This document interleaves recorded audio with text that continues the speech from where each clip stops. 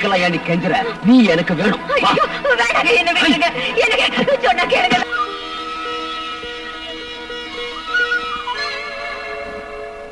சுவாமி, தட்டு மாறி போயிருக்கு. என்ன தட்டு மாறிடுச்சா? சுவாமி, நான் 9 எலுமிச்சை பழத்தோட தட்டு கொடுத்திருந்தேன். இதுல நவதானியங்கள் இருக்கு. இங்க பாருங்க சுவாமி, இது நான் கொடுத்த தட்டு இல்ல, இது வேற யார்தோ போல் இருக்கு. தட்டு மாறிடுச்சுன்னா நீங்களே மாத்திக்கிடுங்களேன். ஆகட்டும் சுவாமி. ஆ. இந்தாங்க.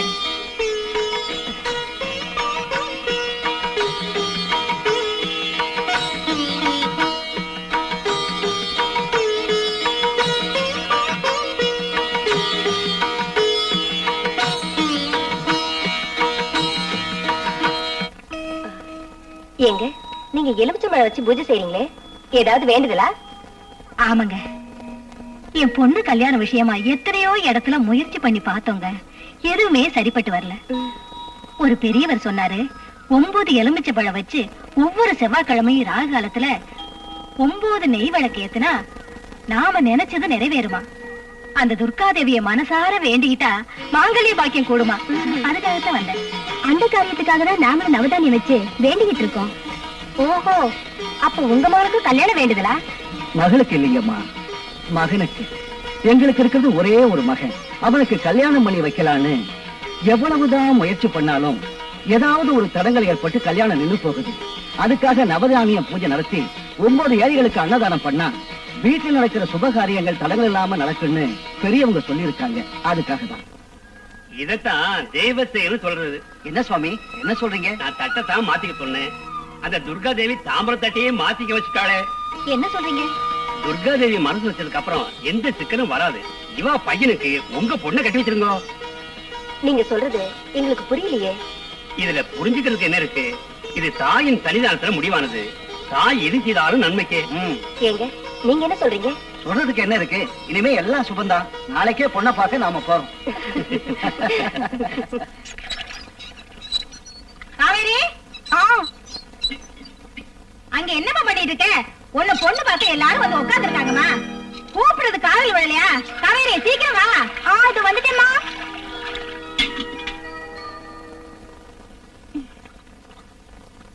வா வா, தலையை சீவிக்கிட்டு நல்ல புடவையா கட்டிட்டு வாமா.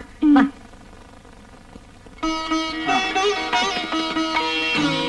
வாங்க வாங்க.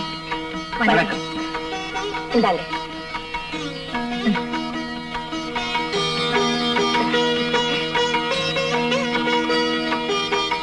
இவதான் உங்க மகளா? ஆமாங்க. இவரு இவ எங்க மகன் ராஜசேகர்.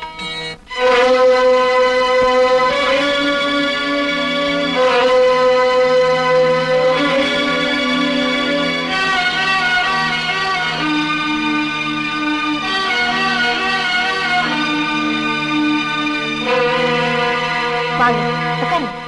அப்பா, அம்மா, கொஞ்சம் இப்படி வாங்க. என்னங்க?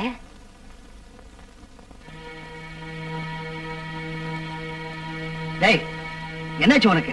ஏன் எங்களை வெளியே கூப்பிட்டேன்? நல்ல காரியம் நடக்க போற இந்த நேரத்துல என்னடா அது அபசன மாதிரி? அம்மா, அபசகுணம் ஆகக்கூடாதுன்னு தான் நான் உங்களை கூப்பிட்டேன். டேய், ஏன்டா இப்படி உளறிக்கிட்டு இருக்க? நான் இந்த பொண்ணை கல்யாணம் பண்ணிக்க மாட்டேன். வாங்க போலாம். ஏண்டா? நான் சொல்ல மாட்டேன். ராஜா, இப்படி எல்லாம் பேசாதப்பா. இது ஒரு பொண்ணோட வாழ்க்கை பிரச்சனைங்கிறத மறந்துடாதப்பா. எனக்கு யாரோட வாழ்க்கையை பத்தியும் கவலை இல்ல. வாங்க. நீ இப்படி மாட்டேன்னு சொல்றதுக்கு என்ன காரணம்? என்னங்க, எனக்காக ஒரு உதவி பண்றீங்களா? என்னம்மா? உங்க மகள் கிட்ட நான் கொஞ்சம் தனியா பேசணும். தயவு செஞ்சு அனுமதிக்கிறீங்களா? ஏன் நிக்கிற? போ, அந்த பொண்ணு உங்ககிட்ட ஏதோ தனியா பேசணுமா? போய் பேசிட்டு வா, அப்புறமா முடிவு பண்ணிக்கலாம். போப்பா. ச்சே, இந்த காலத்து பிள்ளைங்க மனச புரிஞ்சிக்கவே முடியல.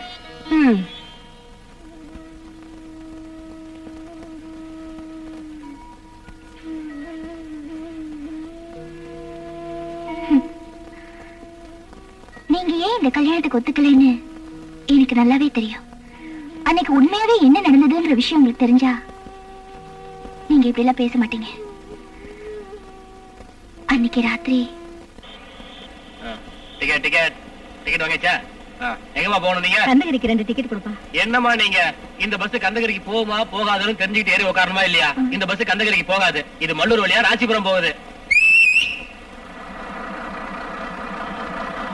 கந்தகிரிக்கு பக்கத்துல துர்காதேவி கோயிலுக்கு போகணும். இப்ப என்ன பண்றது? இறங்கி உடையாமட்டி போற பஸ்ல போங்கம்மா.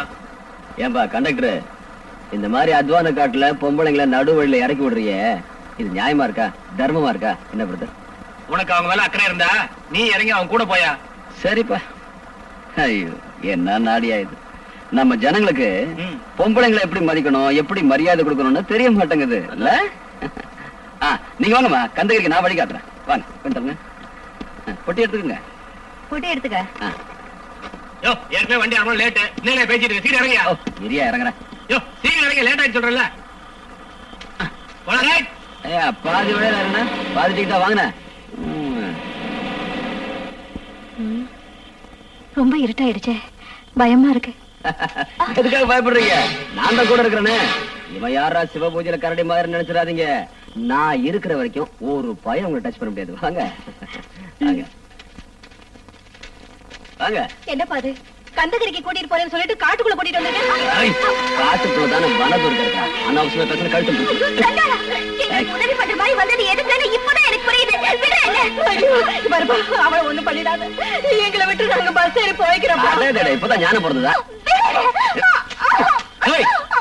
யாரா நீ? முதல்ல அந்த பொண்ணு விடுறா. நீ யாரு அதை கேட்கறதுக்கு? ஒண்ணுங்க சத்தம் கேட்டா ஒண்ணு வந்துடுறீங்க.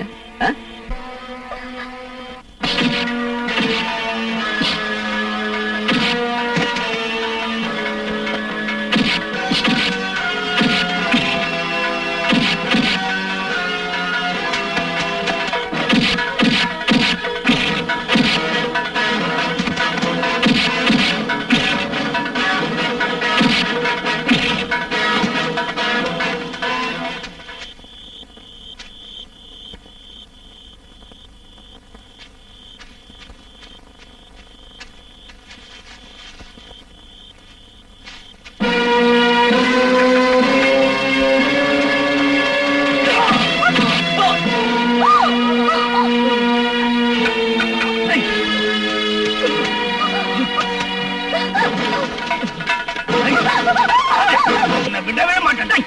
நான் செய்ய வந்த வேலை நீ செய்யற.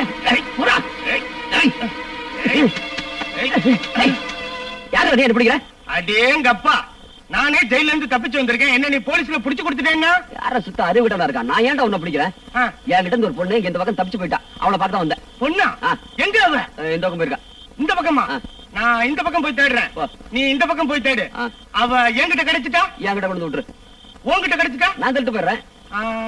அது எப்படி பாத்து? நானும் ஆம்பளை தானே. அது அப்புறமா பாத்துக்கலாம். முதல்ல பொண்ணு தேடு போ. ராகவத்துல பொண்ணுனா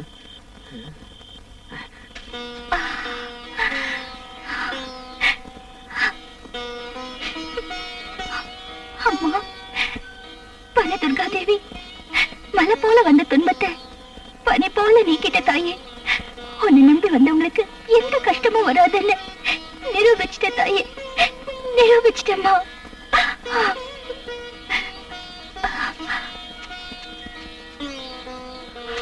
அம்மா, அம்மா, அம்மா. காவேரி, உனக்கு இல்லம்மா, உனக்கு ஒண்ணு ஆகலையம்மா? எதுவும் ஆகலம்மா. அந்த தேவி, அந்த துர்காம்பிகை என்ன காப்பாத்திலம்மா. வாமா போலாம்.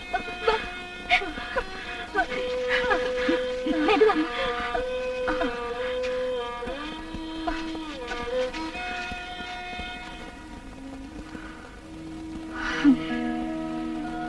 இதான் நடந்தது. இது எல்லாத்தையும் நான் உங்ககிட்ட சொல்றதுக்கு காரணம், நீங்க உங்க மனசை மாத்திக்கிட்டு என்ன கல்யாணம் பண்ணிக்கணுங்கிறதுக்காக இல்ல. ஒரு கெட்டு போன பொண்ணையா நாம பொண்ணு பார்க்க வந்தோம் நீங்க நினைக்க கூடாதுல்ல. அதுக்குதான் நடந்த விஷயத்தை உங்ககிட்ட சொன்னேன். நீங்க போயிட்டு வரலாம்.